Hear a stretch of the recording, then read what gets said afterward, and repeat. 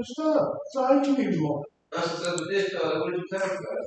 That's how you going, that's what he's telling you. You know, so, you know. That's what he's telling you.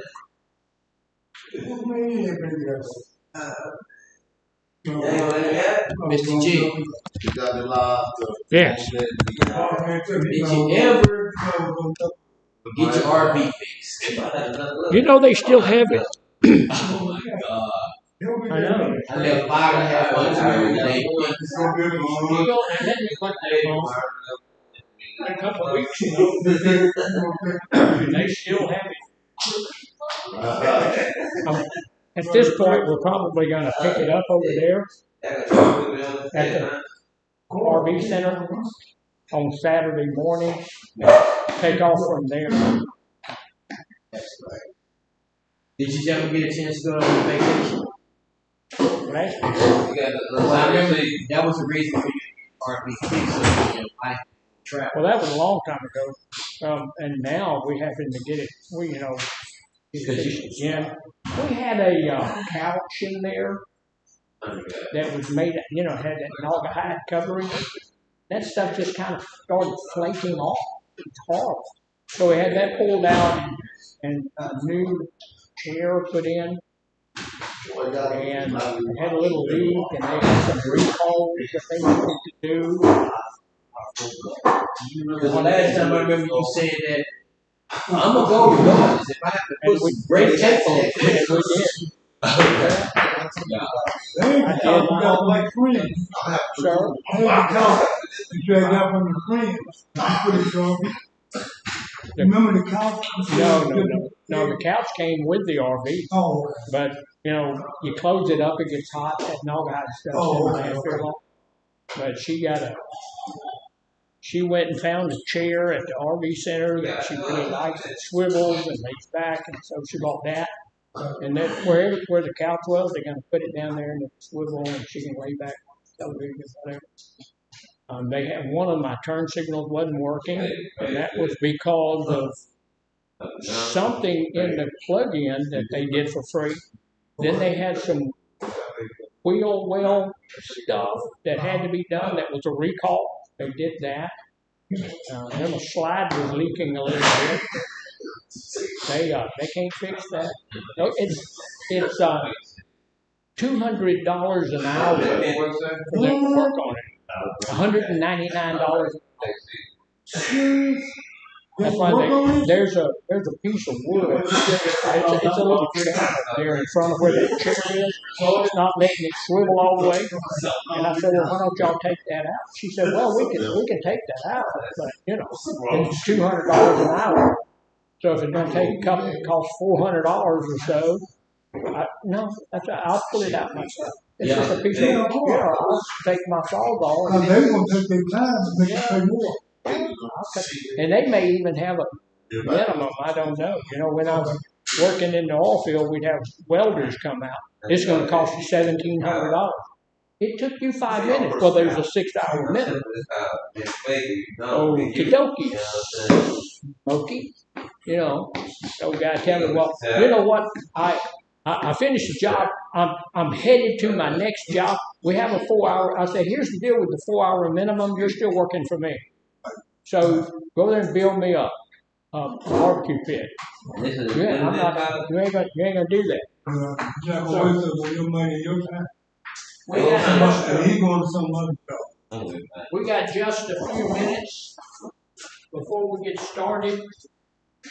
What, the movie today? What, the movie today? No.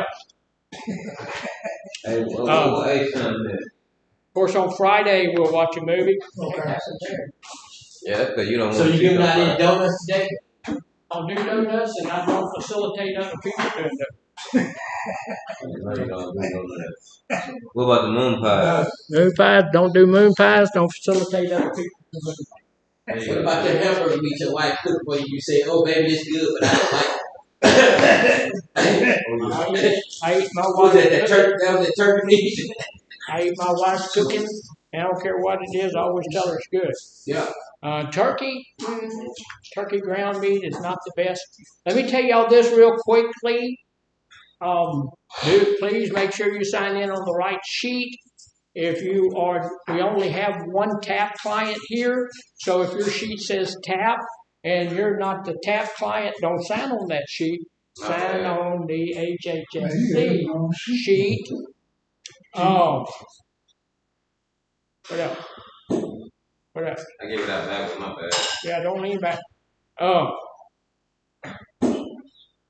Make sure you sign in. Make sure you got your book for class. I don't have mine. I'll have to get it. It's not time yet. So everybody go get their What stuff. time it is, sir? 9:03. So it is time. What did you talk about? You 3 minutes late. Let me. You ain't gonna let us do it. What you mean? Let him make it. What? Let him. He ain't gonna let us make it. I'm not gonna let him make it. It's true. It's the truth. Sir. Fortunately for me, we go by this one. It's just now 9 o'clock. Sure. So, we did, the other thing I want to mention real quickly, and I know that you guys at North, you ladies at North, this doesn't pertain to you all of that much because you're getting your bulletin over there from someone else. I made the bulletin for here this week, and as usual, there's a couple of little things in there that aren't exactly correct. I want you to share that with us this morning. We do have someone coming to do the crisis intervention stuff. So the same lady's been coming forever and all of that kind of stuff. We will be ending group just a little bit early. I have a meeting that I have to be at 11 o'clock. And so we'll be shutting down just a couple minutes early, 10 minutes early, something like that, so that I can get my stuff torn down and then get back to where I have to go. On here, it talks about a couple of things, and it says that we are going to be facilitating with warm hands and warm hearts. At this point in time, that is canceled, and we're not going to be doing that for a minute. I don't know how long. Why is that? So, well, that's because they say so. So at this point in time, we're just not going to be doing that. So, y'all take a look. It is Family Week this week, and everything on here, with the exception of the staff notes and instructions up here, are all about the family. And we're going to be looking at some of this stuff today. If you go back down through here, you see some families here and some more families down there. And it talks about, anybody know what Al-Anon is? Al-Anon means? Yeah, Al-Anon. What's Al-Anon? Yeah, I think it's like a family type. Yeah. It's for the ones that don't know about your disease, that they can learn more from. Well, that is, all of those things are helpful and they're all true. The real, when you look at the material, what Al-Anon is for those sober people who have decided to stay with the person who's using, to help them figure out how to do that. That's what it's basically for. If you look at the next page, this is some of the steps that you can do to just begin healing your family relationships. And then on the last page there, it has, wait a minute, I'll tell you.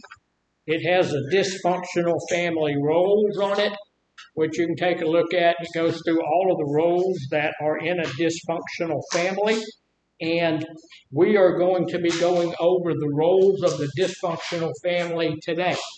So here's the deal.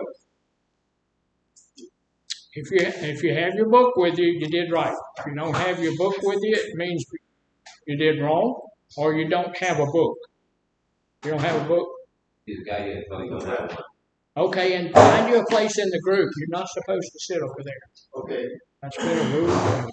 So here's the deal. Most of the time, and not all of the time, sometimes it's not true, but a lot of the times when we're coming into treatment for the first time or for even the 10th or 12th time, we have family members that's not happy with us.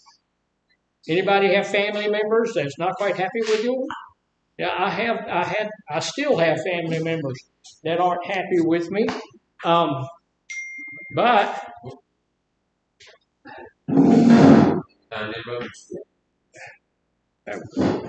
a lot of the times when we come into treatment for the first time or again, then we have problematic relationship with our family. That's called an estranged relationship. What does estranged mean? Nobody want to give that a shot? Not familiar. Not familiar? Yeah, that's what it sounds like. It's strange to me. It really just means strained. Strained. We don't have a good relationship with our family members. A lot of the times, using drugs or alcohol, they know this is not good for me. So that causes them to be a little bit not happy with me. But the other thing is, and we've talked about this a little bit, it's not good for them either. Every member of your family suffers from our use. Yes, sir? Say estranged, G or estranged? No, with a G. Estranged. It is the word strange with an ES in front of it. Estranged. That means, it takes away the word strange though, and means just estranged. There's problems in the relationship. Some of the times, hey, if that person is your brother or your sister or your mama, you can't change that, right? Now, you can legally, you can change that, but, biologically, you can't. That person is still who they are, yes, sir? Can I ask you just one question? Just one, but no more than that. Never ask another. Just get this one. Okay. Yes, but I want you to give me a decent answer. Well, I'm going to try to give. The man said, so give me a decent answer. Did you hear what he said? Go ahead. So my question is to you. Yes. Is that when you are in your addiction, yeah, or an alcoholic, and you're in a relationship with a female that does not know, you're in a relationship with a woman that don't know how to deal with you. So is there a program that they can go to learn the symptoms that allow them to deal with your personalities or your strange ways or whatever?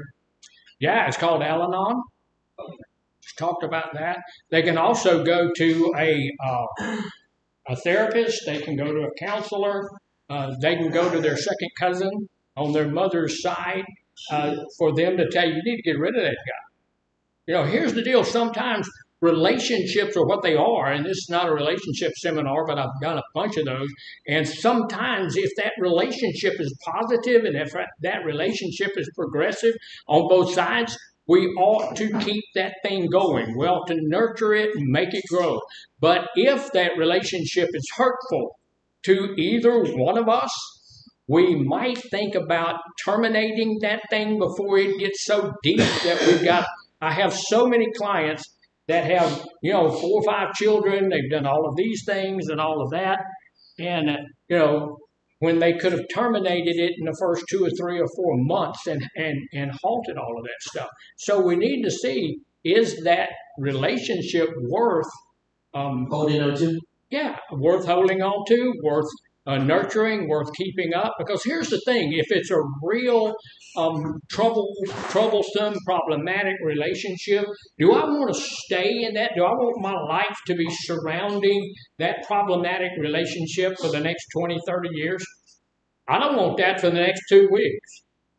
I don't want that. I want to have a relationship that, that means something, that is positive and progressive, and they're getting what they need out of the relationship, and I'm getting what I need out of the relationship, understanding that there's no person on the face of the earth that can fulfill every need you have. And you shouldn't go into a relationship expecting that person to fulfill all of your needs. They're not going to be able to do that. And you're not going to be able to fulfill all of their needs. So is there a book for those that don't know about different types of diseases that? Oh, yeah. There's all sorts of books out there. So, is it like one here where it can be bought or something? Oh, I'm sure, yeah, right over here at Mardale's. You go to a little store named Mardell's, you can get all sorts of relationship books. Still, if you read everything there is to know, you go to college and get you a degree on that person, you still may not have a good relationship. You'll know if you jive together, if you work together, if everything works for you in that relationship, then, okay. But if you cannot, if it's a caustic relationship, you need to think, look, there's 8 billion people on the face of the earth. I've had people tell me, there's no one else on the face of the earth like that person. Thank God for that. And, but we need to look at that. So here's the deal. We're estranged from our family, and this is what that means. You have multiple family estrangements. You have problems with more than one person in your family. Broken relationships that may be in various stages of turmoil. You are actively avoiding or in direct conflict with more than one family member, trusted friend, or partner. We have some issues with the relationships in our life. A lot of the time now, it's not always. You'll always know that there is always an outlier. There's always going to be somebody out there that, they have all of these issues, but their family is tight. Their family is strong. Their family is okay, right?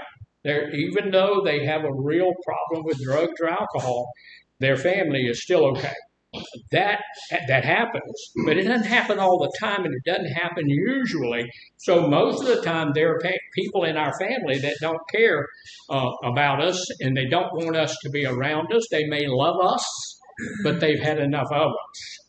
Because, look, I will tell y'all this. I am one of the world's best liars, and I practice that on my whole family. And my family knows that I'm a liar. And so they don't usually take what I have to say very well. They don't accept that. So was that in your past life, or is that in your future right now? Well, that's currently. Well, that of course was in my past. I messed up a whole lot of my relationships with my family. I have made amends. I am attempting my best to turn things around.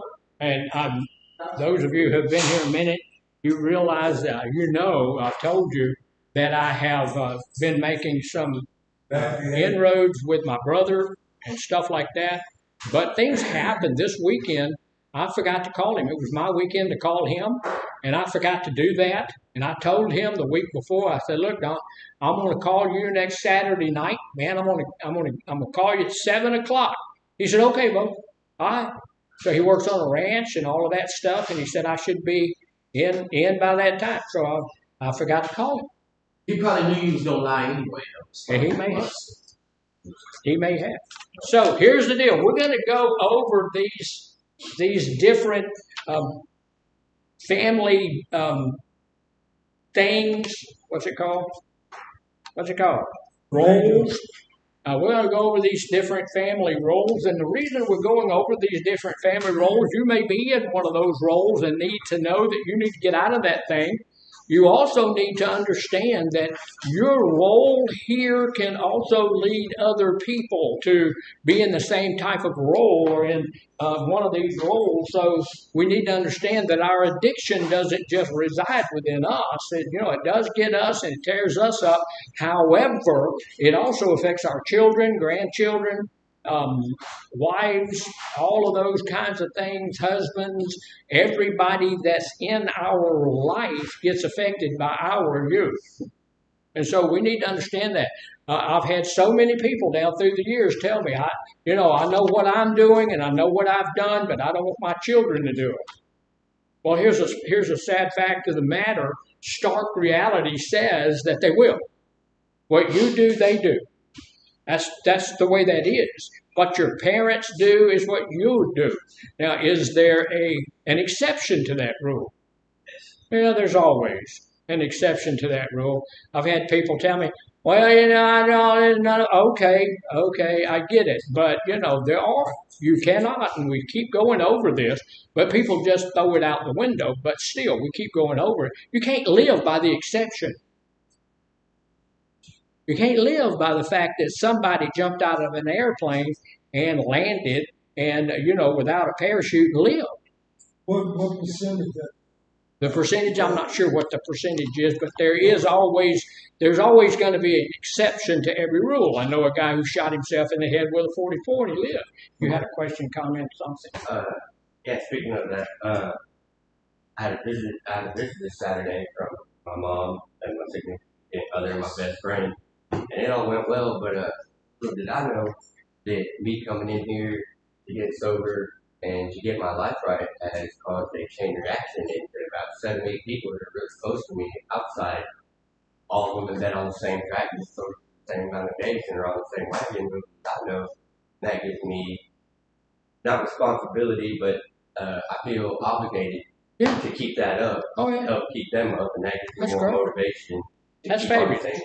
That's fabulous. What he was saying is that since he got sober, some of the people in his life decided to get sober as well. And look, that's fantastic. And it doesn't, look, I'm not obligated for their recovery. I'm not obligated. But look, that does give me one more little chance. It gives me one more little thing to look at that's going to help me in mine. They got sober because I got sober. If I go goofy and I go start to use again, will they do it too? So I'm going to keep that. Anything I can use to help me stay sober, I'm going to use it. That sometimes sounds a little bit nasty because I'm using someone else for me to stay sober, but whatever I can use. Because look, I want to tell you something. Staying sober is not that easy a thing. So if I can do that, I'm going to do that. Yes, sir. So you just made a statement. You said what mom or dad do, that it's genetic, that person. I didn't say it was genetic. Well, you said, it's like you know what I'm saying? It's almost guaranteed. If you smoke cigarettes, kids are going to smoke cigarettes. If you smoke dope, they're going to smoke. If you use alcohol, they're going to use alcohol. Well, almost guaranteed. I know you've got that.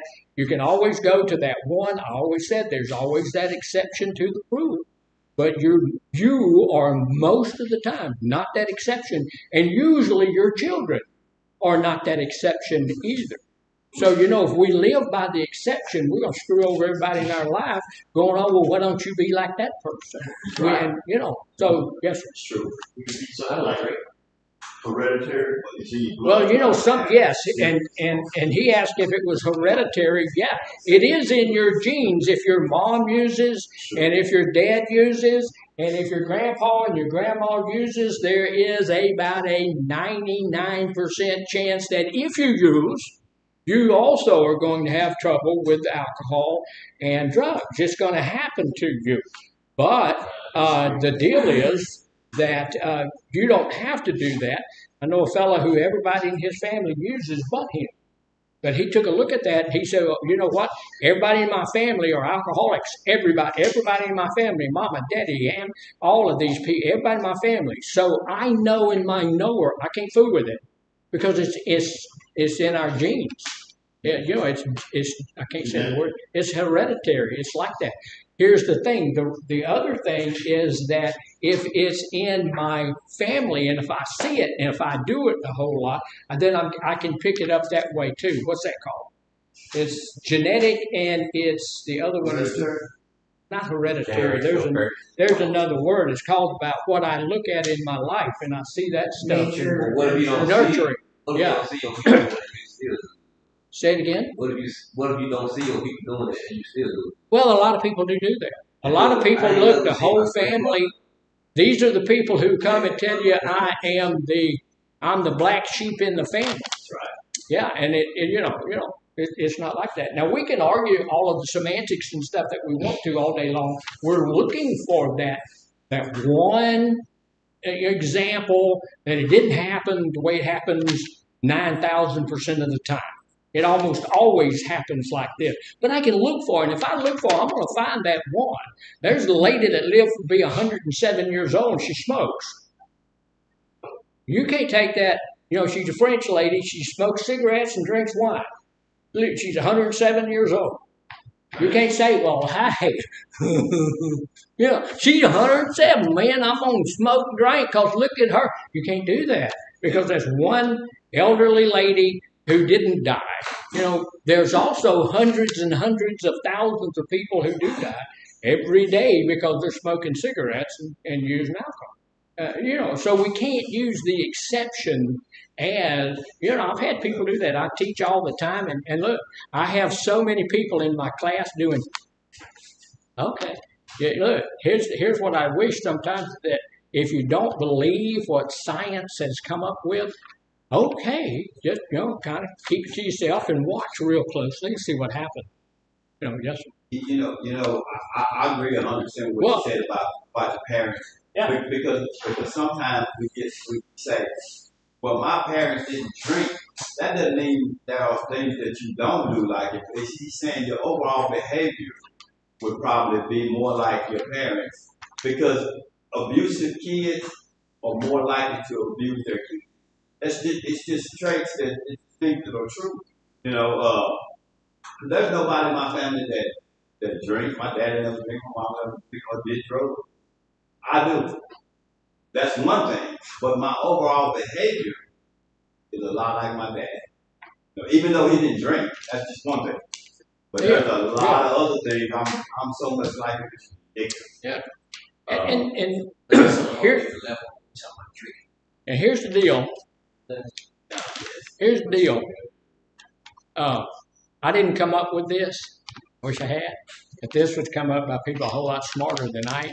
And so there are these family roles. This is what is more than likely. Now, here's the deal.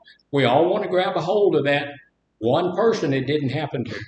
And we want to say, okay, there was an aircraft, and I can't remember the name of it, all of that kind of stuff, but pretty big, I think it was 707, but it crashed. Everybody on board was killed. There was a stewardess, and she was sitting in the back of the plane, and when that plane crashed, that tail section of the plane fell from 30,000 feet, and she holds the record today of being the person who fell the farthest and still lived. She lived. That thing, whatever it did, it fell down there. The tail part of it tried to fly a little bit. It ran into some trees and all of that stuff. She was seriously hurt, but she still lived. Now, let me tell you, if you're in an airplane crash, you're more than likely going to die. But yes, sir. How many? 30,000 feet. Okay, 30,000. That's where airplanes. That's where those big airplanes fly. 25 to 30,000 feet. They had both of the. They had a bomb go off in that airplane. Something I can't remember the story. You leaving us? No. I was just thinking about something that you said. Okay, well tell me. Well, I mean, you said everybody on the plane died, and then you say the tail broke off. She did. So I was just trying to figure out how that happened. Everybody else. Let me put that in there. Okay, Thank you. Yeah. Thank you. Yeah, Those semantics, man, they'll get you. Yeah. Everybody other than the one person died in the airplane. Everybody else, except for this one stewardess person, died in that airplane. The deal is that she's the exception. So if you tell yourself, well, I'm going to go get in the airplane, that they just told me they're going to set off a bomb in it, I'm going to live because this one stewardess lived, because I know a guy that shot himself in the head, and he's still walking around today. Wears a cowboy hat way down here on his forehead like this. Looks really stupid. But if you usually, look, you can't say, well, it's not going to kill me if I shoot myself in the head with a 45. The deal is, there are going to be families that are affected the way this is, but most families are. And so look, some of the time we want to reach for those exceptions. Why do you think we're so quick to reach for those exceptions? Because our brains want to use. Our brains want to use. I also want to defend myself. And no matter what I do, I'm not responsible for how my kids grow up. What? No matter what I do, they shouldn't do what I do because, what? That's not true. See, we are a lot of times, I've had so many people tell me, I don't want my kids to use drugs. Okay, don't make it the right thing to do. I don't want my kids to smoke. Don't make it the right thing to do. I don't want my kids to go to prison. Don't make it the right thing to do. Don't do that. So, and in a lot of families, if it's not in your family, you should be praising God that it's not in your family. Not trying to make it okay. Because here's the deal. If we make it okay in our family, is that okay? It may not be, because your family might get screwed up. But if you make it okay on your family and then bring it to the fore in a group like this or something, then other people in that group might look at that and agree with you and make it okay in their family. Now we got a whole bunch of, so that's just wrong. That's not right. So this is what we're gonna look at. So who do you think is who's the victim in this book? This is this is the dad. This is one of the sons. This is another son. This is the wife down here. This is another daughter here, and this is another daughter. They got a pretty good sized family there. Who's the over here? This is mom down here. So who is the victim? Oh, girl. Which one? Oh, girl, right here. This one? Yeah. That's a victim, you think? Anybody else got a different idea? They're all all the victims, he said. Anybody else? I think they're all victims. They're all victims. Anybody else? Now, on some level, they are all victims, but the victim, the one that's the victim in this in this situation, is this guy right here. He's the alcoholic. He's the addict. That makes him the victim. That don't make much sense sometimes, does it? Because he's victimizing everybody else. But he's the victim in this situation because, let's take a look at it. Y'all passing notes to, that's a new high. Now we're passing notes to joke. All right then. All right, so here's the deal. The person with the addiction is in the center. And though the key to alcohol and drug addiction recovery is not necessarily the most important in family recovery, the world in this type of family, the world revolves around that person. This person here is the one that can change the mood of everybody else in the room. My dad was a stone cold alcoholic. My mom was. Grandpa, grandma, all of those. I am genetically. I had no choice.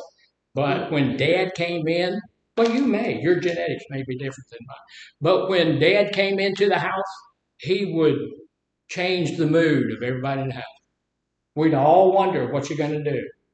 We'd all wonder what's going to happen. We'd all get quiet. We'd all try to get to our places where we could defend ourselves because Dad was in the house.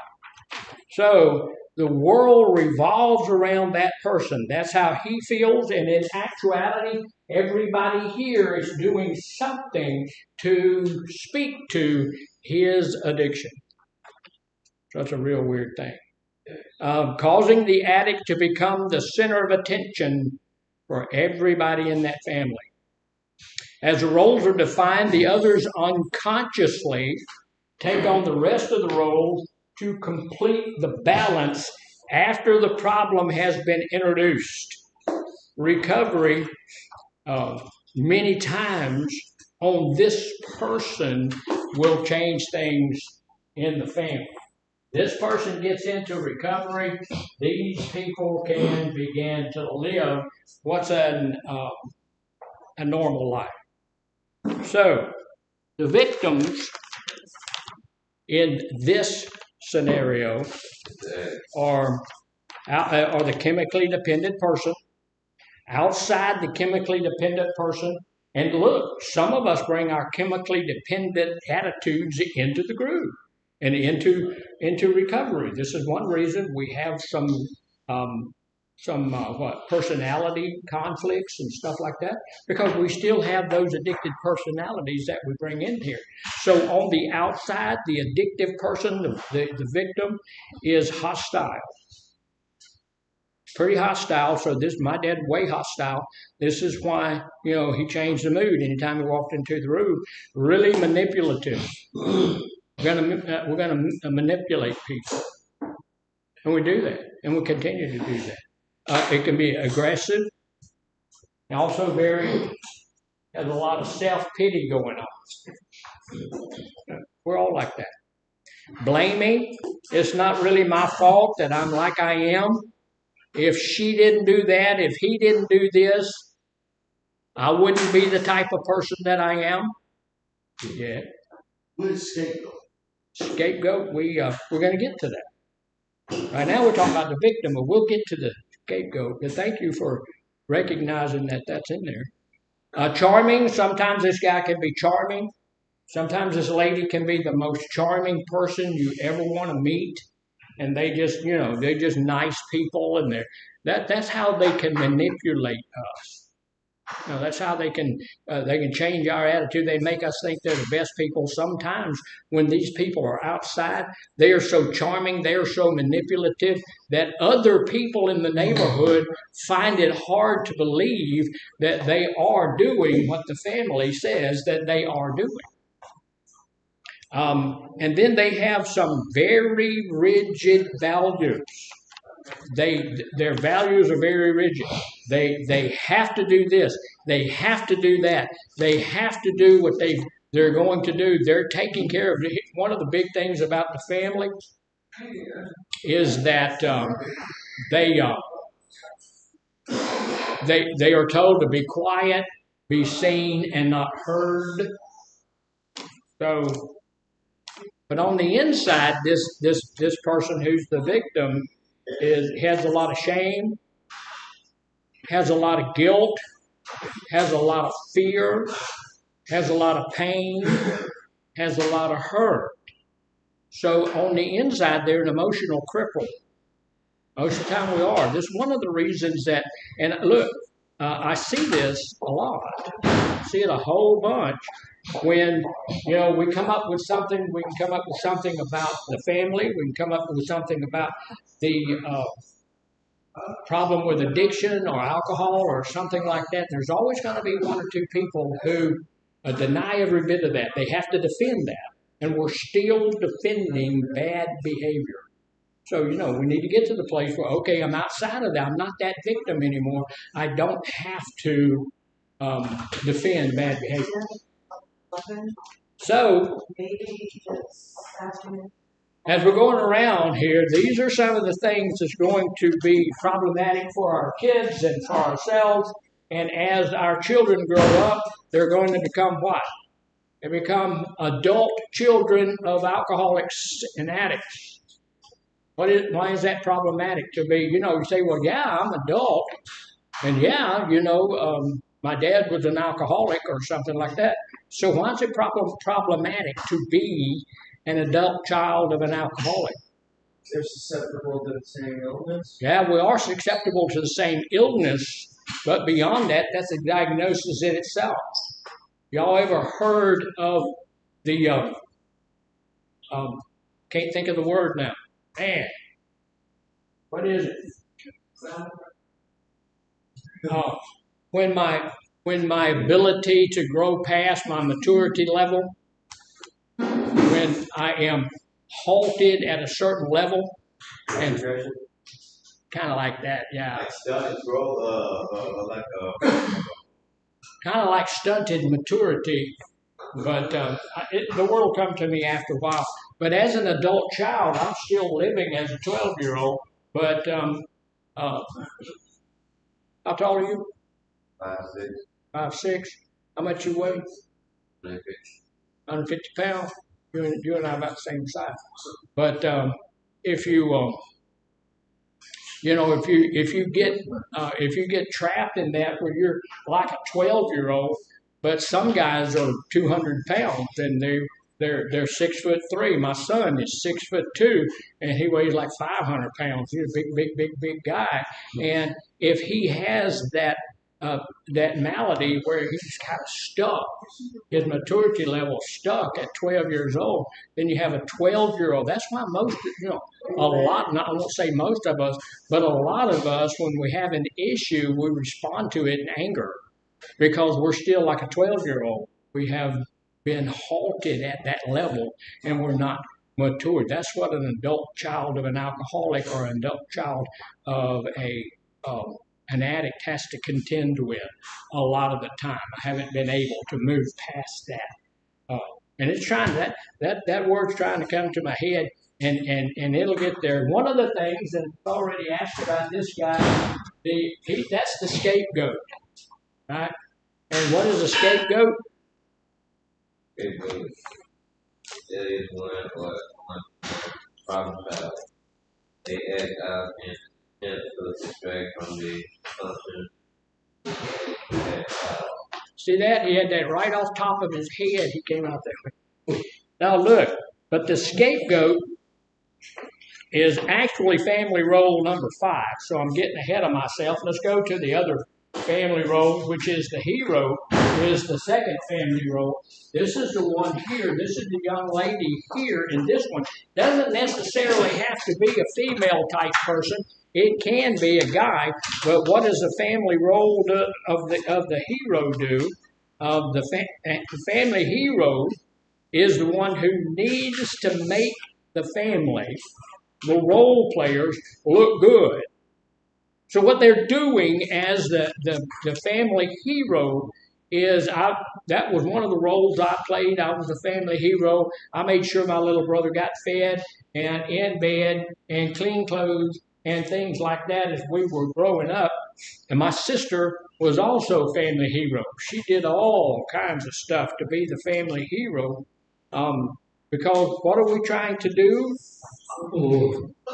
We're trying to keep people from looking at that victim. We don't want people to know that that victim is there. We want it to look like our family is normal, natural, and above board.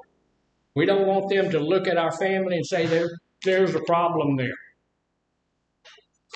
So the hero, they ignore the problem. They act like it's not there and present things in a very positive manner, as if the roles within the family didn't exist. The hero is a perfectionist. Anybody in here feel they may be a perfectionist? You know it. Man, You think? That's a really bad thing. I'm imperfection. I may be more than one. He said he's an imperfectionist. I might be that. Being a perfectionist is a disease. It is a bad disease. It is not something you want to ascribe to. Being a perfectionist, you will lie, cheat, kill, steal, do whatever it is to keep people from knowing you made a mistake. And that's what this person will do. They'll lie, steal, cheat, do whatever they can to keep people from knowing that the family's not perfect. and The hero. used to do That's that. the hero. Say it again. Used to do that. Yes, they do. You don't do that. You don't do that anymore? Okay, well, I have no idea what you're talking about. But yes, they do. The family hero, they grow up to be that perfectionist, to be that family hero. That's what makes them the adult child of an alcoholic. They're up there now. They're still trying to be perfect in everything that they do, and it just about destroys their life because you are not perfect. You cannot be. You're not going to be. You're never going to be. That doesn't mean that you can't get better, but it does mean that you're not ever going to be perfect. This person is not perfect. So if they overcome this role, they can play an important part in the addiction recovery process, but overcoming it is almost impossible. The underlying feelings are fear, guilt, and shame. So the family hero, outside, they're a good kid. They're the good kid. They're the one you really like. They're the one you really want to have in your family. They are a high achiever. They're going to do very well in school, make all A's, do all that stuff. They follow all the rules. They seek approval. They're very responsible. But inside, they have hurt, guilt, and inadequacy. They never feel like they're good enough. They never feel like they're good enough. And so, You feel like that. yeah, sometimes I'm not good enough. I don't feel like that all the time. Sometimes I do really, really, really, really well. But there are other times when I know I'm not adequate. Sometimes I feel that way in the group. If I was an adequate facilitator, everybody would pay attention, everybody would get something out of it, everybody would be taking notes, everybody would, tomorrow when we say, what did we talk about yesterday, everybody would know. Yeah, sometimes I feel a little bit less than because whatever I'm putting out's not being picked up. Well, how is that? What should I do? I've been thinking about some things to maybe help with that a little bit. But the next one is the number 3 role is the mascot. Now the mascot is clown. I was a little bit of that too. Here's the deal. You don't have to be just one. There's a lot of people that grow up being just that one. That's all they know. That's all they can do. I grew up trying to be the family hero, helping my sister, who's a little older than me, and trying to be funny about everything. So I was a bit the mascot as well. So the mascot's role is that of a jester. Y'all know what a jester is? A clown. Yes. Yeah. Then often they're going to make inappropriate jokes. Now, I've made inappropriate jokes at the funeral, making some jokes at the funeral. That's not a really good place to try to be funny. Don't do that. Jokes about those involved. Though they do bring humor to the family roles, a lot of times it's a harmful humor. Sometimes they hinder the addiction recovery because they're making fun of everything. Of course it's bad behavior. Now all of this is bad behavior. Even if they're looking good and trying to be good and all of those kinds of things, being a perfectionist is one of the world's worst things you could be. That doesn't mean you want to be a slob and nasty and never do anything right and all that kind of stuff either. That's going to the other extreme. But I need to understand that, I am going to make mistakes and that's okay as long as I learn from them and move on. Being a perfectionist, you never learn from them. This guy here is far from being that. He's going to do all of those kinds of crazy things to try to make it feel better. Here's the deal. Outside, this person is very immature. Anybody here feel like they might have been a little bit immature? I'm still a little bit immature. They're fragile. They try to be and oftentimes are cute.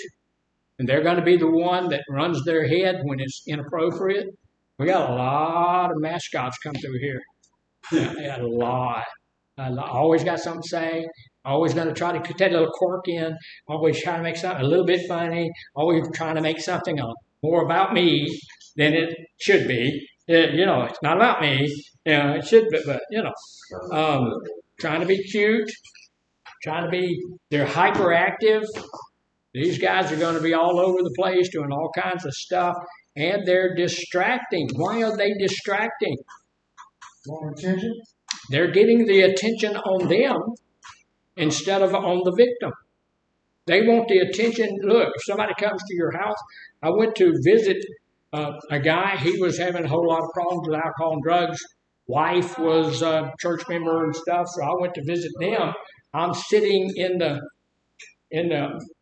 kitchen talking to the husband, and there was a bar that went from the wall over here like this and then went that way. And they had like a 5-year-old, and he was a mascot. And he came out, and he tried to do all kinds of stuff to distract the talk that we were having. And finally, Mom said, you get back to your stinking room. So she ran him back to the room, and we're getting into a pretty good discussion. And that bar, here he comes again, walking down the bar, dancing naked. And so look, he's going to distract from his daddy's problem one way or another. Mom was mortified. She thought that's, I'm thinking, okay, this is funny. And Dad was thinking, it's funny, this is crazy. But the wife thought it was, and it was, because he was going to do anything he could do to distract. Here's the thing. He was 5. They keep going, even if they're 15. Now, I don't think that at 15, he'd have come naked down that bar, but he's going to do something to distract from that. He's going to make jokes. He's going to do something to distract from that. So he's the jester. He's going to do all of that stuff. So inside, though, he has a lot of fear of fear. He's afraid somebody's going to figure out what's going on in his family. He doesn't want that to happen. He's going to have a lot of anxiety. Usually these are the guys that wind up on anxiety meds, and he's going to have a lot of insecurity. He's not secure in himself. He has no confidence.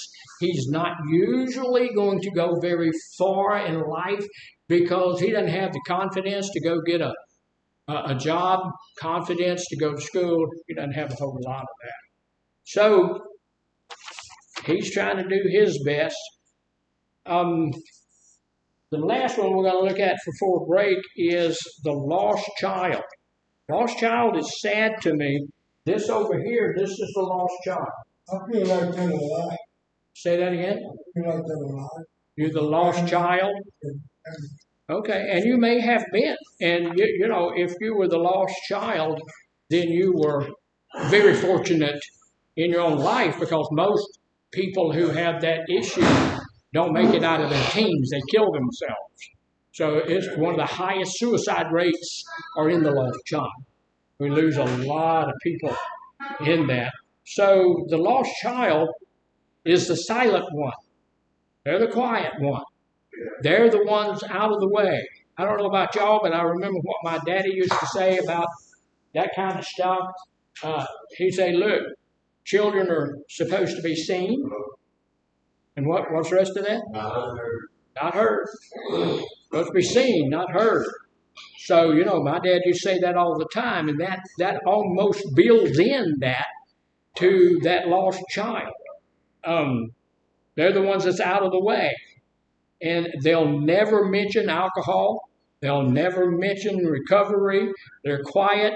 They're reserved. They're careful not to make any kind of problems. The lost child gives up self-needs, makes effort to avoid any conversation regarding the underlying roles in the family.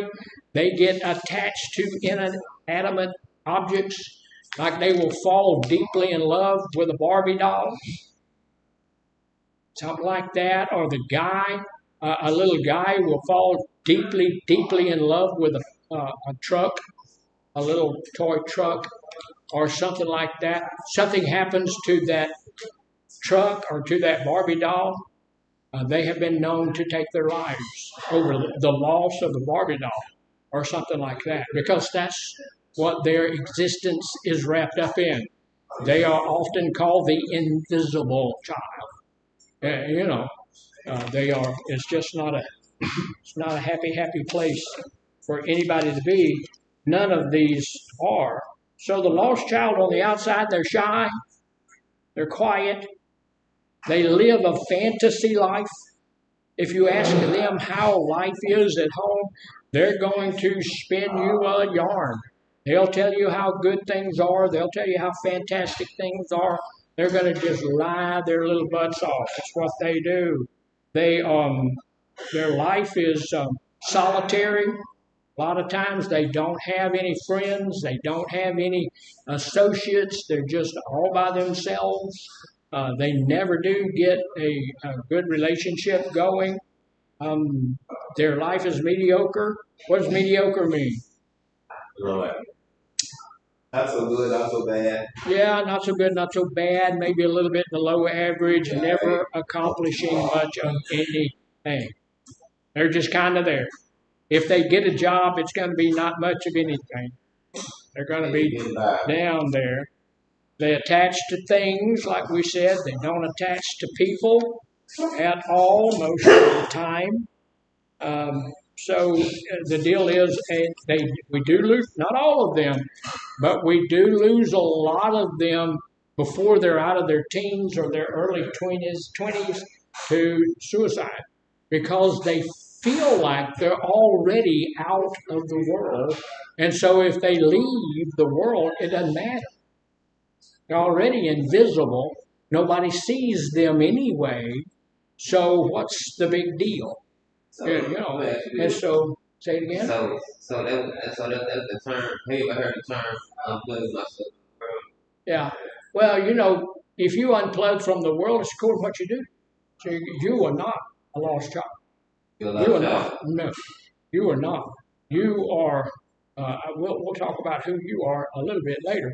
But a lost child, there wouldn't. If there was a lost child in this group, we'd have never heard from them. Have we ever had any people in here that fit the lost child thing?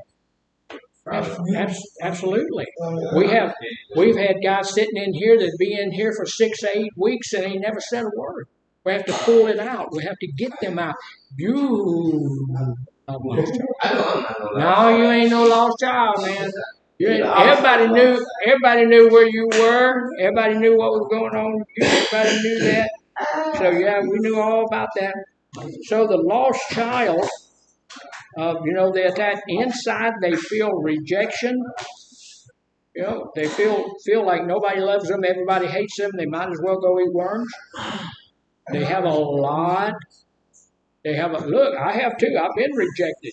I can remember, absolutely knowing, put on some clean clothes and wash everything and go and ask this little lady for a date, and she tell me, "Are you out of your mind?" Now, I ain't going no, okay, all right. And, that's okay. That's all right. I was kidding anyway. But on the way home, did you feel rejected? Absolutely. Absolutely. But look, I don't live in rejection. See, these people live in Rejectionville. They feel like everybody in the entire world is going to reject them no matter what.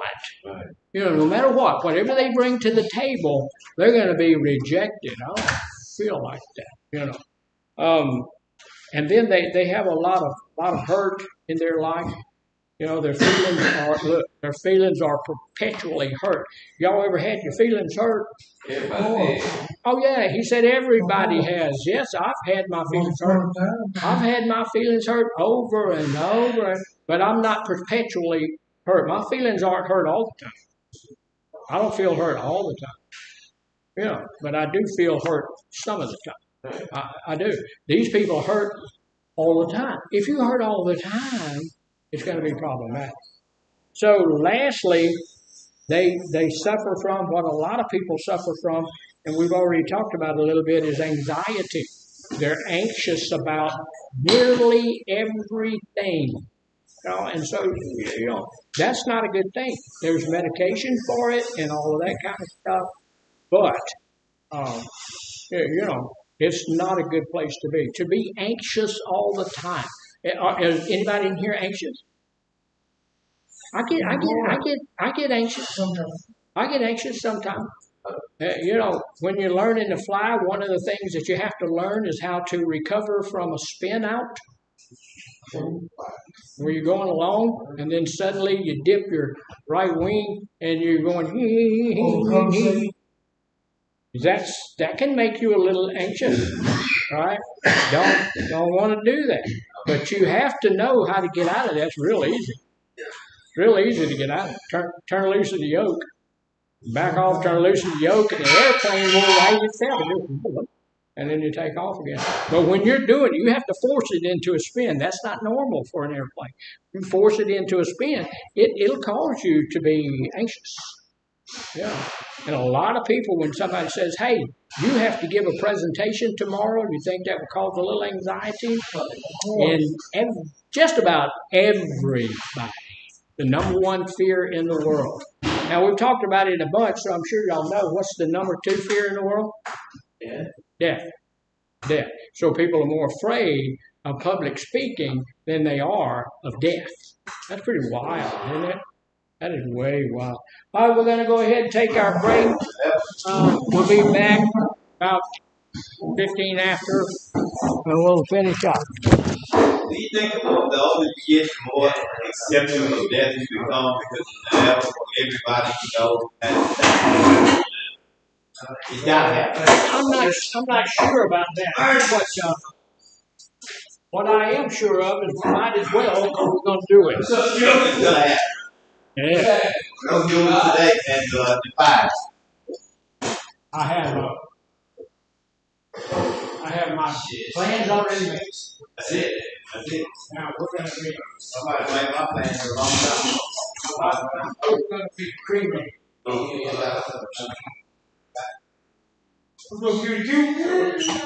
We're gonna get you. For what? Please. The woman's not understand what you're saying. Okay, man, you know what? This woman so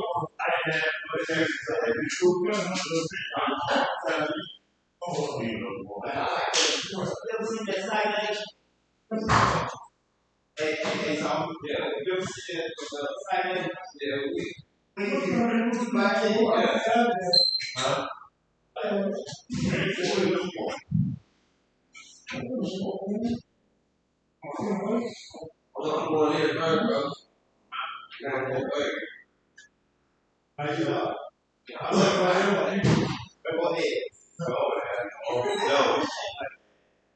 what, man?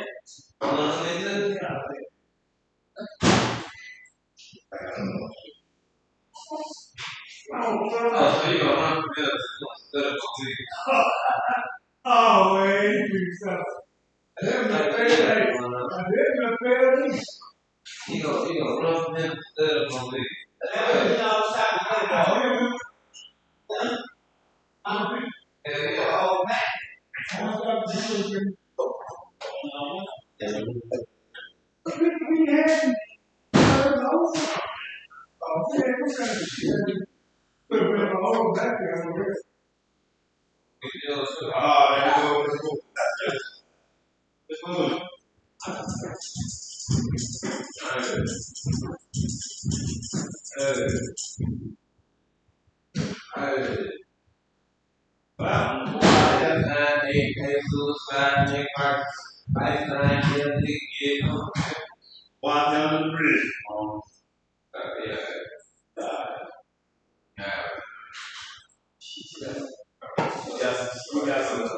You got some shit going to it. You got some shit going to it, man. You don't give a damn about the cold there. Yeah, no matter what.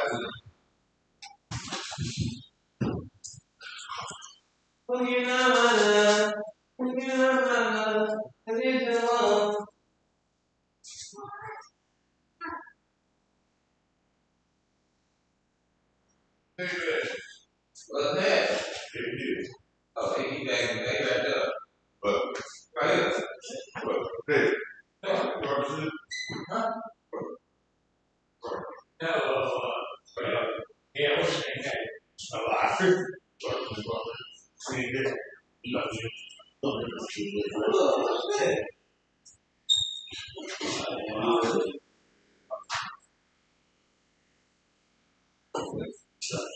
Bobby.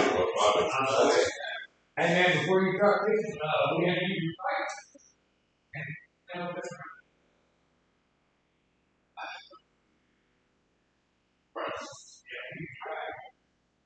You're right.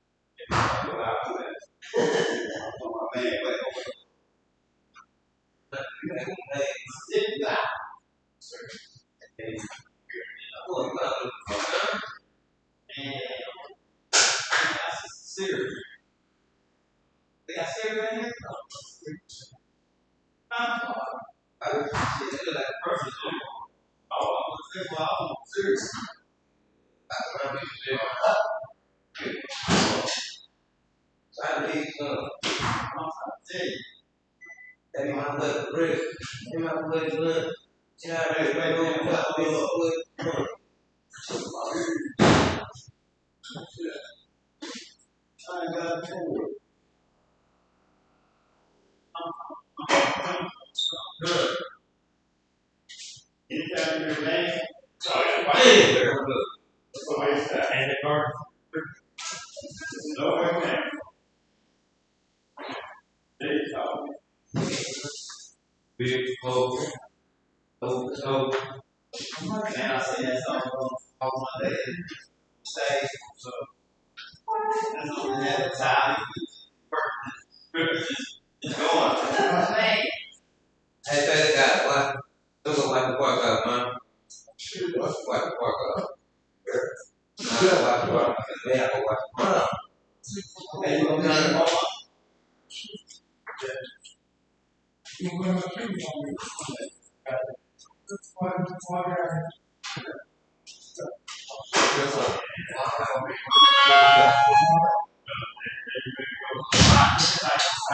Hey, tell Steve, what's Steven at? Right. Okay. Thanks for watching. Yeah, he gonna come to the back. Okay. David, buddy. You got a lot of stuff? It's in the back. I'm very good. I want this. But they ain't rocking one. They rocking everybody else. They don't want to You got a lot of stuff back there? That's cold, man. I'm seeing. You got a lot of stuff back there? Just in the back. Yeah, bro. I'm gonna get on the ass with it, bro. I got this shit.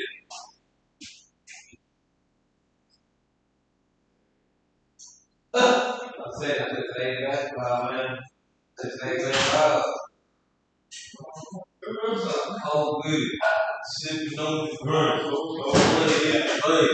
Pushing forward, so buddy.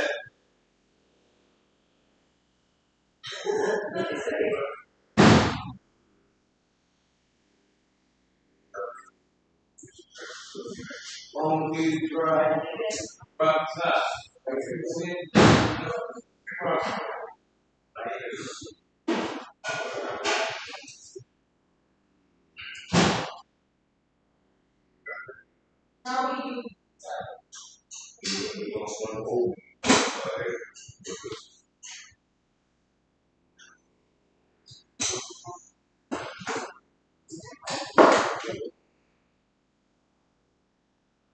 You want to go there and I say, they say,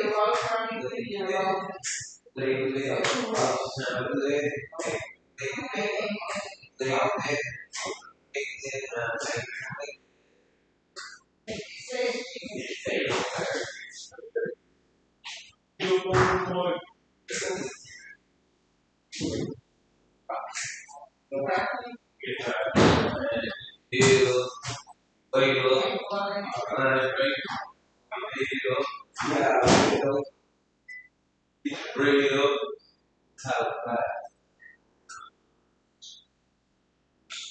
Tell old girls don't need it. Yes. See down, get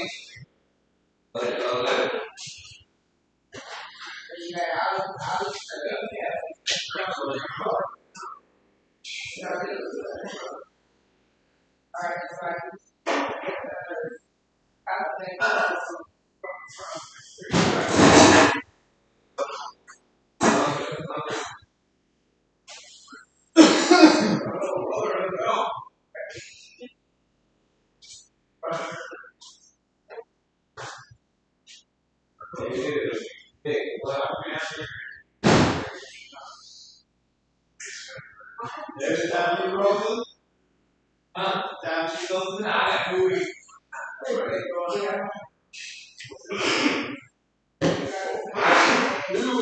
and just to get on something else there.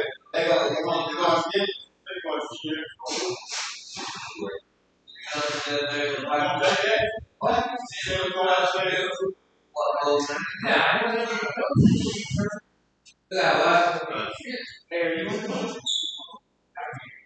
And we get the name back on. What? I don't know. But, Are you? yeah, I'm going to send my phone to the name back. I said, You know what? well, Give your ass somebody. Yes, what? Hey, we're gonna be a whole year. 2 years. 2 years. They gonna be like, yeah, you might well They got no money to go between. Huh? They got no money to go between. What this meeting is at what? I mean 10 minutes? 10 minutes break, right? I'll say 20. Just Shit, one you of know, them. if I left by 10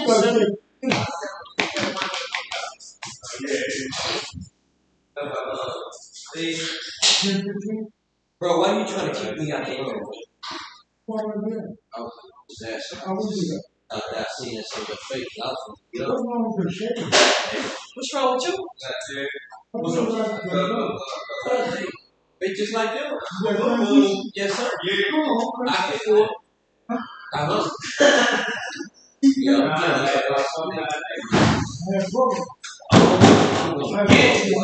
Read it.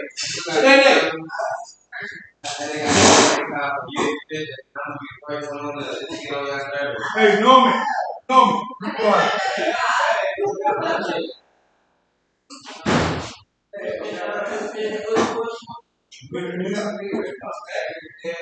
Get it in, Mr. Watson. Yes, sir. No break. No break. Sir. No break. Always. Always something.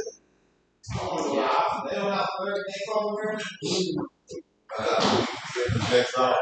Yes, sir. We do. Goodbye.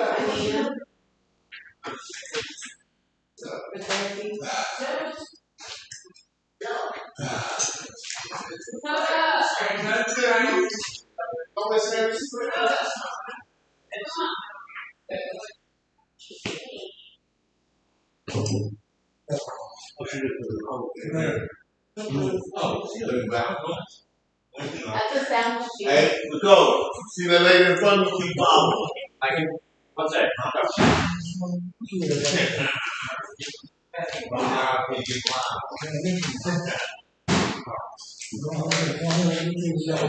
Yes, sir.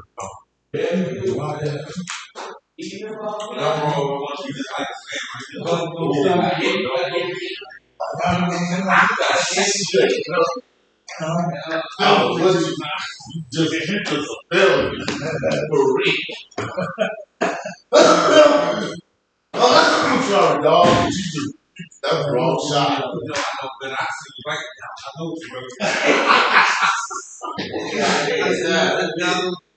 Damn.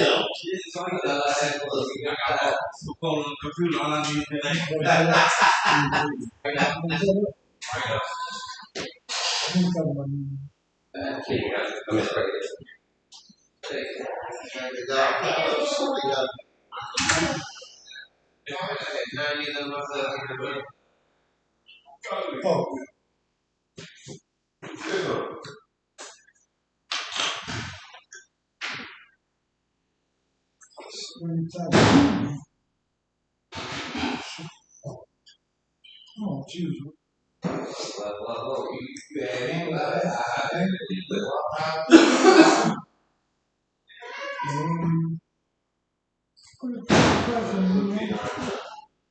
You got that little rock? No, that's gonna come forward. They come.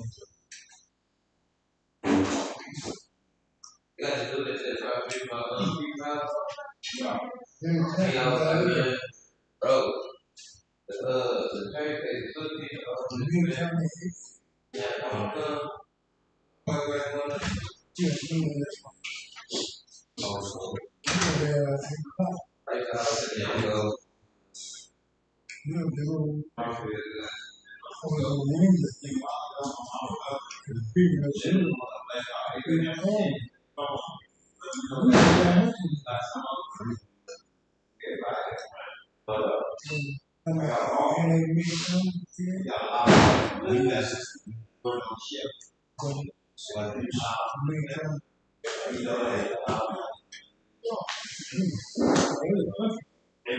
Your neck don't hurt, do it?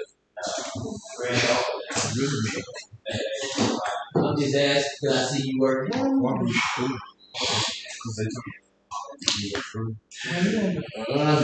like the same. Huh? I don't like to do the same. Shit. She said, lazy Bob.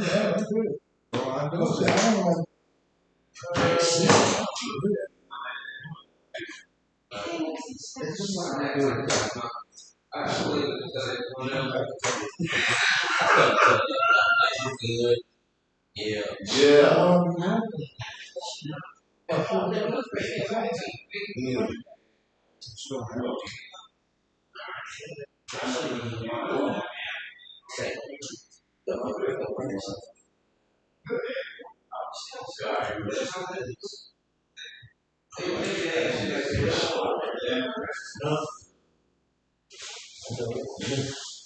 I got some issues too that I want to get with.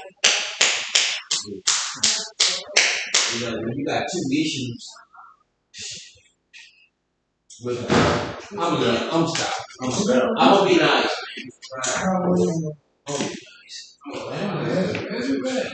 You just got to. I was still here when I left. Yeah.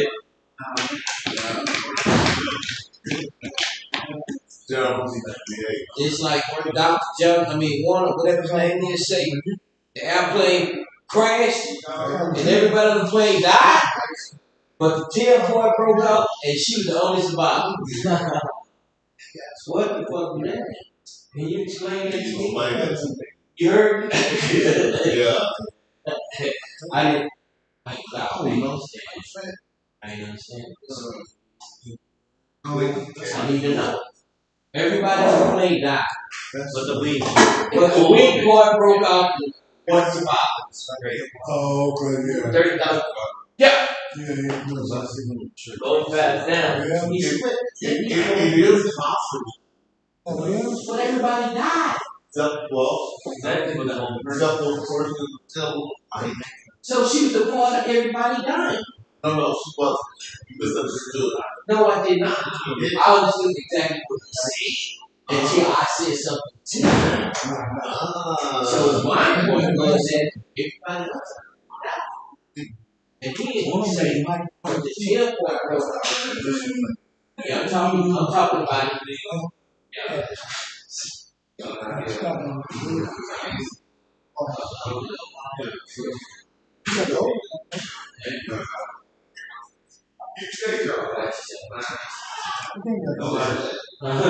He's already seen.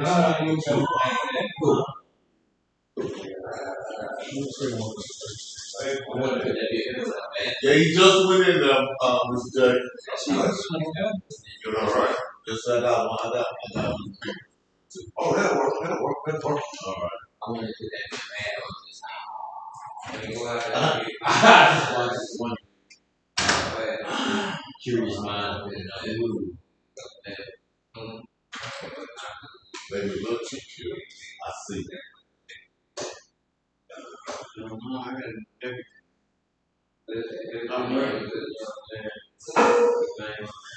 That's why I see y'all. You won't know everything.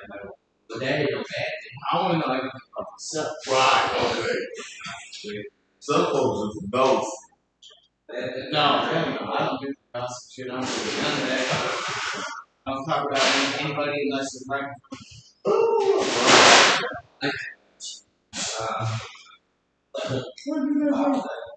Said I don't talk about nobody unless it's right in front of me. People are talking to me every day. I don't.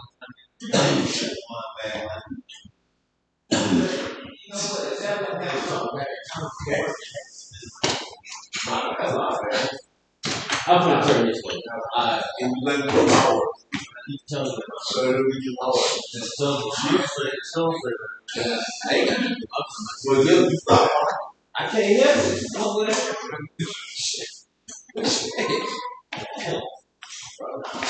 This is sharp. Just This process is back in. yeah, I'm not trying to cause no problem. I'm just trying to get an understanding. I good. I'm sick.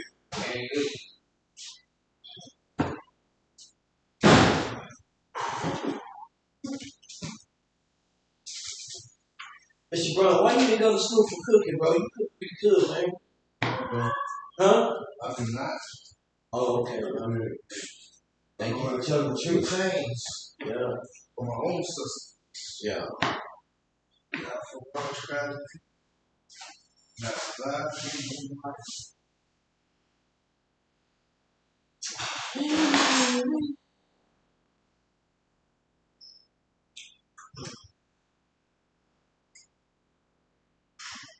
When you leave, you gonna get your hair twisted back up again? I'm pretty sure it's longer than what I see though. But once they twist it all up again, it'll be much longer. A little bit, yeah. I'm pretty sure a lot of growth. Yeah. His kids is all the way down to the back of his back. Yeah, I ain't well, it's like June. I think he's been growing this for like about 7 or 8 years, maybe 10. Yeah. Take a while. It's all hurt. All righty then, we're back. Wanted to remind everyone that we're going to be shut down just a little bit early today because I have a thing I have to do, but we should be able to finish this up. We got most everybody already done. There's still a couple of them we need to look at. They're pretty important people. So the next one we're going to look at is it the number 5? And number 5 is the scapegoat. Yeah, And this is this guy over here. You can tell he's a little bit rambunctious. He's a little bit out of it.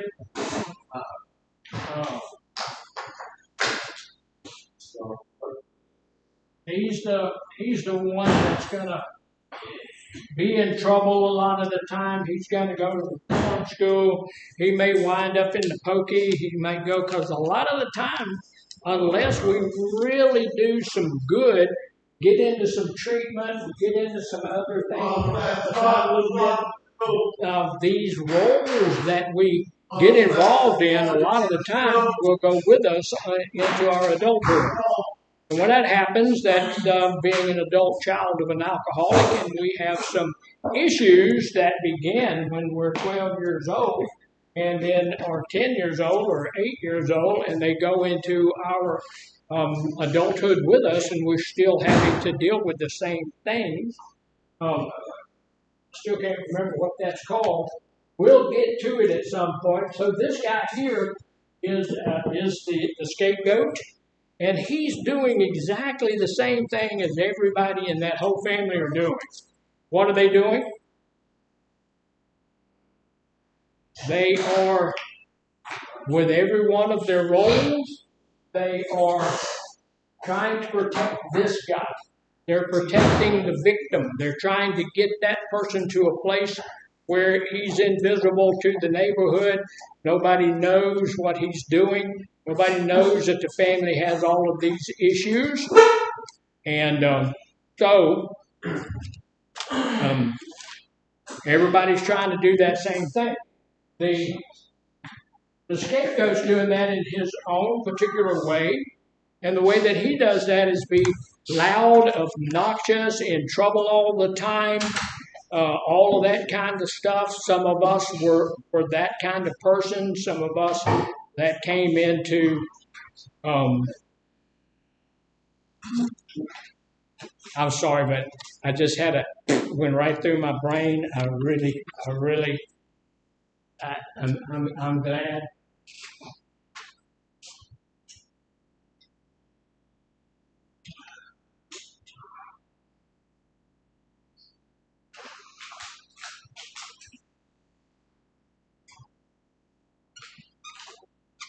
Arrested, identified. Say that again? What is that? Arrested identity development. Yeah, arrested identity. That's what happens when actually, if any kind of traumatic event happens, it can arrest our identity development so that we get stuck at that level and we don't go beyond that level. If that happens when we're 11, then we get stuck at 11. That's why you'll find somebody that's 40, 50, 60 years old, still acting like a 12-year-old, still acting like they're on the playground or something like that. Yeah, Somebody that plays the victim. yeah, somebody plays the victim their whole life, somebody that's a scapegoat their whole life, somebody that acts like a 12-year-old. That's why grown men, grown women fight instead of talking things out. That's why people, I gotta be the middle, I gotta be the center of attention. No. You gotta pay attention to me, pay attention to me. They're still 12. They have an arrested means halted, means stopped. So I'm still acting like I'm a 12-year-old. My identity, how do you get past that? How do you defeat that? How do you go past all that junk? Well, Therapy helps. You need to go back. If you don't have a therapist, you need to go back, figure out what the traumatic event was, whoever was in that traumatic event. You need to forgive them. You need to take a look at it, work yourself through that traumatic event.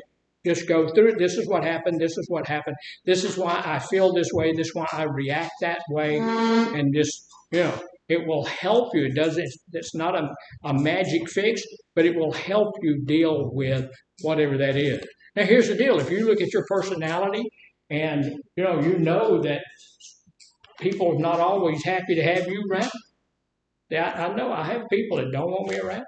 And I know that part of that is because of my personality and the fact that, I have to be the number one, I have to be this, and I have to be that, which I really don't have to be, but because things started happening to me at 8 years old. How you going to tell an 8-year-old he can't be an Indian chief? You're not an Indian. You're not in you're not in one of those tribes. You can't, how you going, what? Yes, I am. How you going to tell an 8-year-old he can't be a fire truck? You're a human being. You can't. Yes, I can.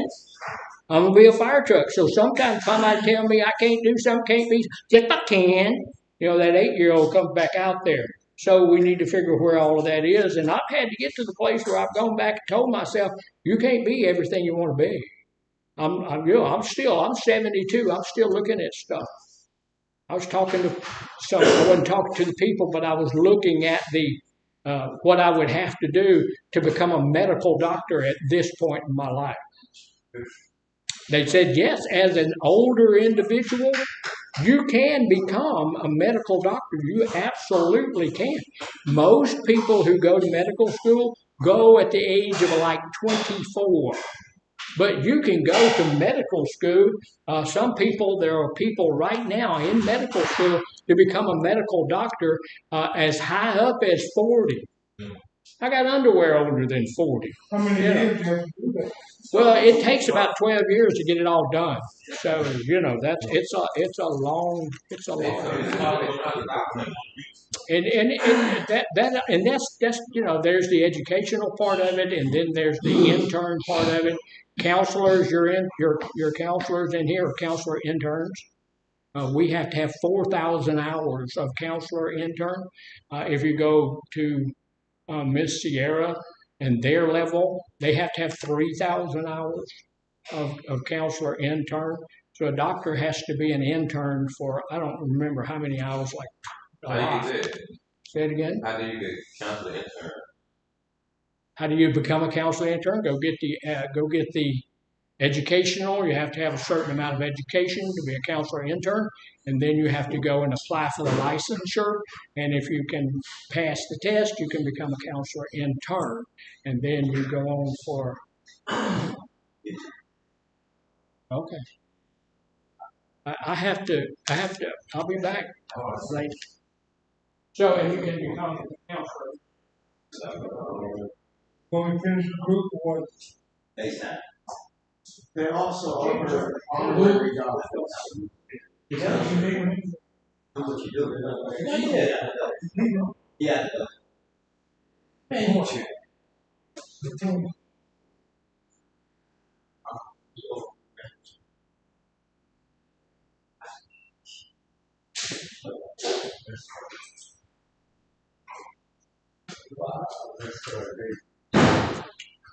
Sorry, ladies, I'm back. Hey, that didn't take any time at all. Yes, sir. Yeah, so there's also honorary doctorate programs. They're few and far between, but that, like, people like the dude on Goodwill Hunting that's super smart. You can go and pass a few tests and get a doctorate. You can. He was saying there's honorary doctorate degrees and stuff like that. You can get that, but that's not an MD. No. That's the other thing honorary means is worthless. There's nothing you can do with that. Oh, I didn't know. There is nothing you can do with that. There's nothing legal about it. There's nothing. My doctorate degree took me 12 years from start to end, to get it. And, and I do know people who have had an honorary doctorate because they did so well in their field and stuff like that. Who is that? A basketball player at one of the colleges thought he did, and they gave him an honorary doctorate degree. I forget who that was, but it ain't worth anything. He can use that title. He can say doctor, and they say, okay, well, nothing. They just gave me this chunk of paper. Well, it's not worth anything. You didn't do any study for it. You don't have any. It's not illegal. You don't have any title. Yeah, it's not. It's just an honorary title. Yeah, they just gave it to him. Yeah. And it was just, like he said, an honorary thing. It's just we're honoring that person for some of the things that he has done. Oh. From my understanding, it was you had to be smart enough to pass the test. I have never seen anybody. I know a lot of people, not a lot of people. I know about 3 people who have honorary doctorate degrees. They didn't have to pass anything. They didn't take any tests. Didn't do anything. So, anyway, scapegoat. The scapegoat often acts out in front of others. And let me share this with you real quickly. We've been talking about some stuff that's off topic here. I don't know all there is to know about all of that either. I do know some people that have those things, and they're just worthless, But there could be, I don't know. There could be other stuff out there that I'm not aware of. They often act out in front of other people. And here's the deal. It doesn't make any sense to act out when there's nobody else there, right? Most of the time, people who are scapegoats, of course they act out in front of other people. You get no impact, you get no feedback, you get no anything unless there's other people there. And remember, his whole purpose is to get people focused on him. You remember a while ago we talked about the good child? The hero's the good child. This is the bad child. This is the bad one. I know a lady who is the hero. She is wonderful. She really is. She's fantastic. Of course, it has messed up her whole life. She's got all sorts of issues because she's been working to be perfect her whole life. She has a brother who is terrible. From the moment he walks into the house, we're watching him. Because he's going to steal something. If he doesn't steal something, he's going to break something. That's who he is. So people are watching him, and the situation that's going on in the family, situation that's going on in the household is not so much out there. It's not blaring. Because people are watching the mascot, not the mascot, watching that scapegoat. They're going to rebel. They're going to be the ones that's going to be problematic in school. They're going to be problematic at the house. They're going to rebel about everything. If there's a rule, have you ever seen a scapegoat go through here? Yeah. Oh, yeah. All the time. Can't do the rule. Can't do it. Can't do it. We had one this evening. No, can't do it. He said it yesterday. He said he can't handle the rules. Right. He don't want to get up at 6 o'clock in the morning, and he don't want to sit in the group all day. Yeah. And there's a lot of people in that situation. And here's the deal: we do what we do because it's what we've always done. We do what we do because it's what we've always done, And here's the deal: we've got to make a conscious effort to change. If we don't, we get stuck in arrested identity development. I'm still 12. 12-year-olds, you know, they're running on emotions. Their brains have not connected.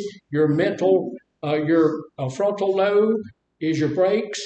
In guys, they connect up about 27 through maybe 30. Sometimes still we're not connected up, so we don't have good brakes. We're not making good decisions yet, all of that stuff. With girls, it can sometimes happen between 17 and 22, 23, 24, something like that.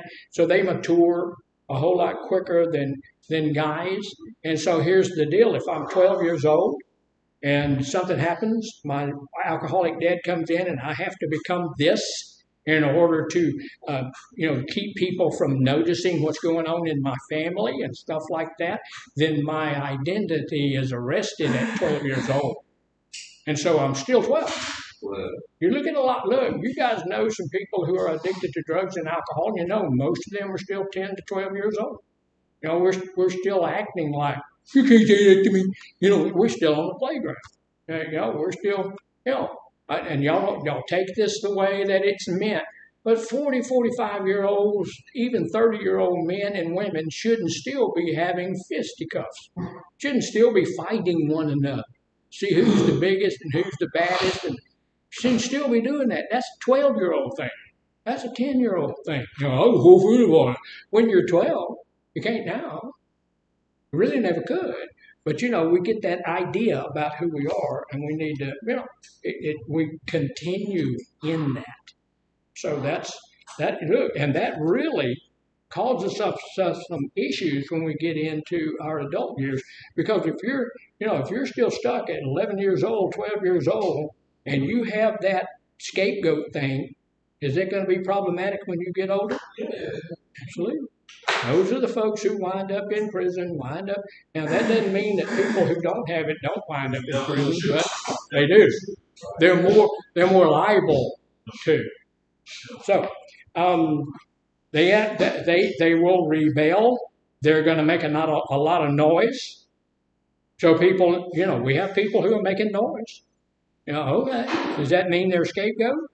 Maybe so, maybe no, not necessarily, but it could be. They could have that arrested identity development. Because I will tell you something, one of the things that I learned when I was a little bit younger, somewhere in my 20s, when I was in the military, not everybody doesn't have to hear me. What goes through my brain does not necessarily have to come out my mouth.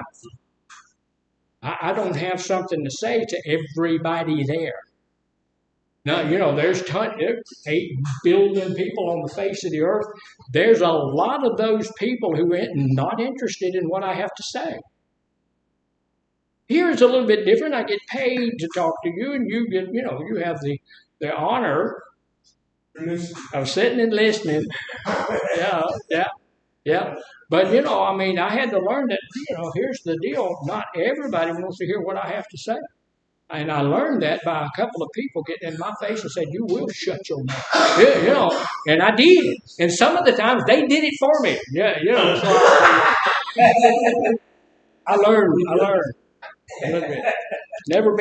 Never usually been the biggest guy in the room. So I learned to be the quietest guy. Sometimes you have to be. They're going to make noise. They're going to, say it again? Stay in your own lane. Yes, stay in your own lane. That's a good plan. And they are going to divert attention from the person who is addicted and their need for help in addiction recovery. They don't want people knowing that they have this issue in the family. And they may not even know that that's what they're doing while they're doing what they're doing. They may not even know that, but they're doing it anyway. Most of these people have just gravitated into that role. The hero knows somebody has to wash the dishes. Somebody has to make the bed. Somebody has to cook for the little kids. Somebody has to do that. So they just kind of gravitate into that role. And the lost child knows that, hey, if I open my mouth, I'm going to get kicked in the teeth. And so they kind of just gravitate to a place of invisibility, and people are not going to do any of those kinds of things to me.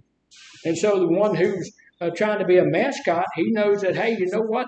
I'm not getting as much attention as the guy, the scapegoat over there. So if I make a lot of fun about the fact that he's doing something wrong and all of that kind of stuff, I will get more attention. And, so he gravitates to that role. And then this guy, he sees things, and that just scares the fire out of him.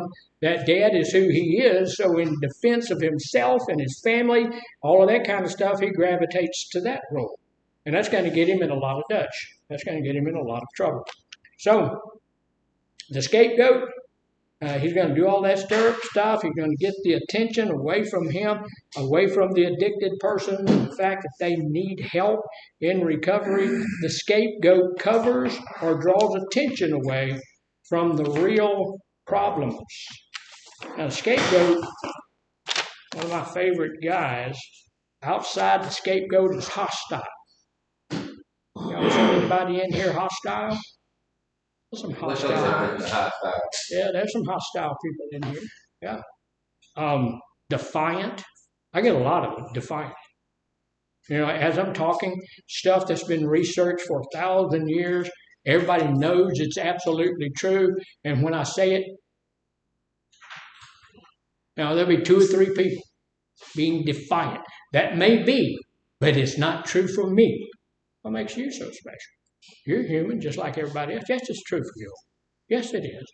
Yes, it's true. There is a chance that you're going to relapse when you leave here. That's true for everybody in here. That's true for me. It's true for everybody here. Yeah. May not make it home today. Yeah, it's true. For everybody. That's not something I'm speaking over you. And I really, don't want that to happen to you. I want you to be sober for the rest of your life. This is what we should do.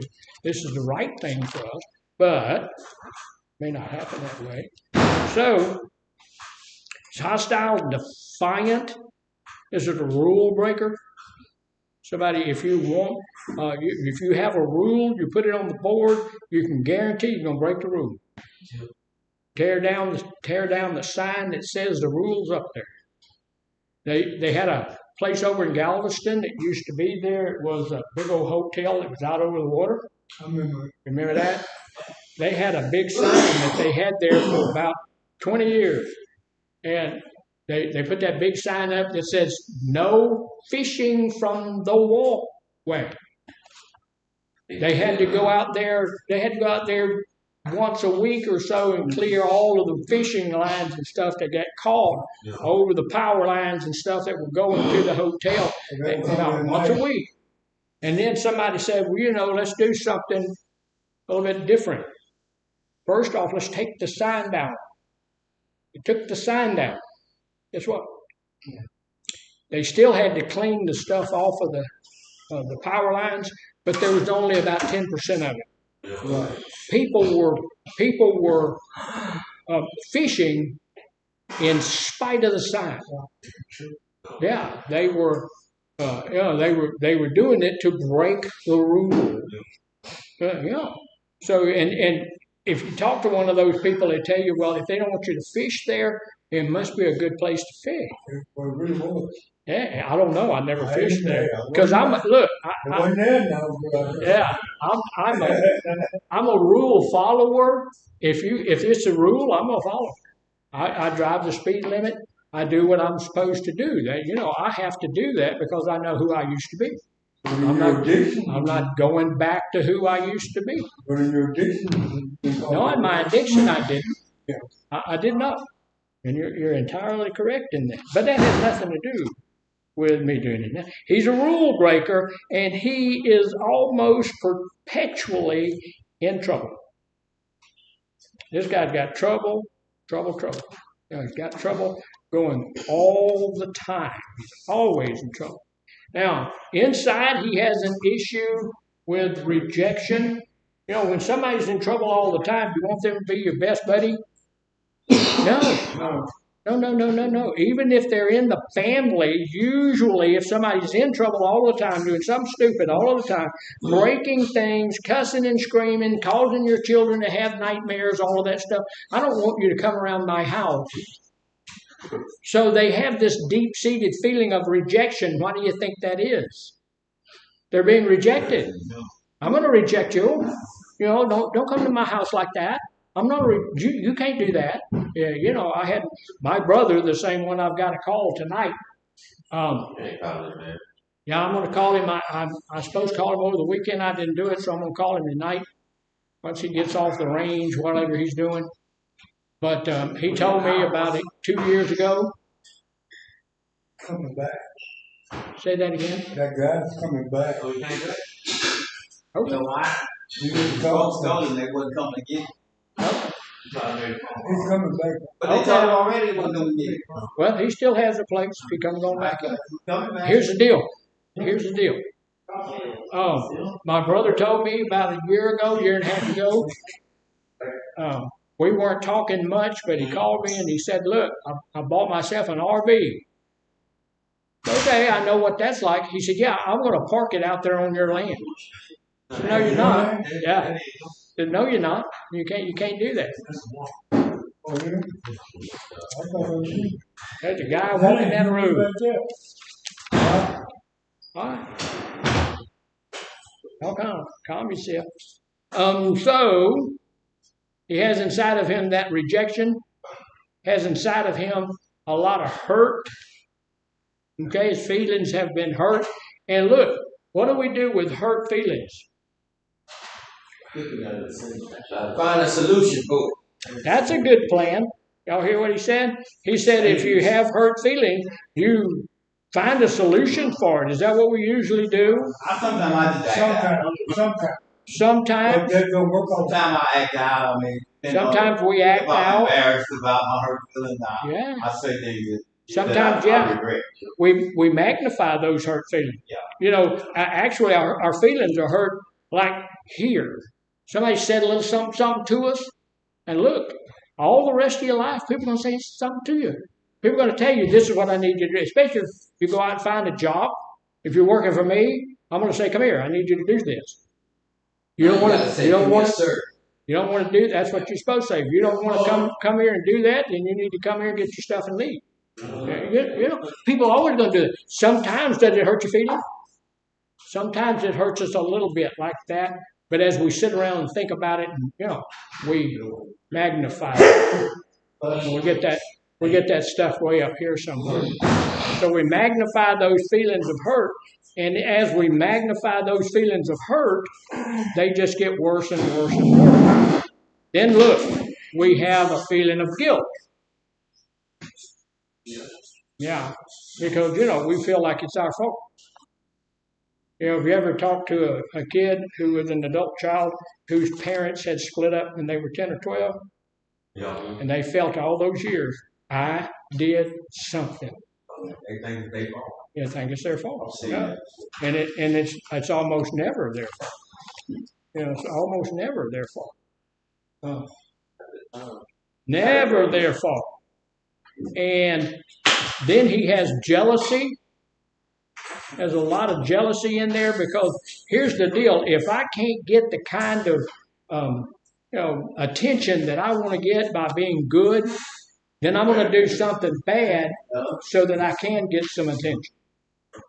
All right? It's going to be like that. So that's why that's why we need to make sure that we get some good stuff to our children. We need to give them good attention. We need to love on them all the time. We need never ever to say, why can't you be like your brother? We don't need to do that. Look, your brother's room is always clean. Why can't you be like that? I ain't like my brother. That's a really good statement. He said, I'm not my brother. They gonna think they ain't good enough. Yeah, because that kid's going to think that. Now, does that mean that kid don't have to clean his room? No, you got to clean your room. I'm not going to tell him to be like his brother. This ain't about your brother. This is about you cleaning your room. So you go clean your room. His brother's room's clean. Now I got 2 kids with clean rooms. But I don't want that. I don't want to hurt that guy's.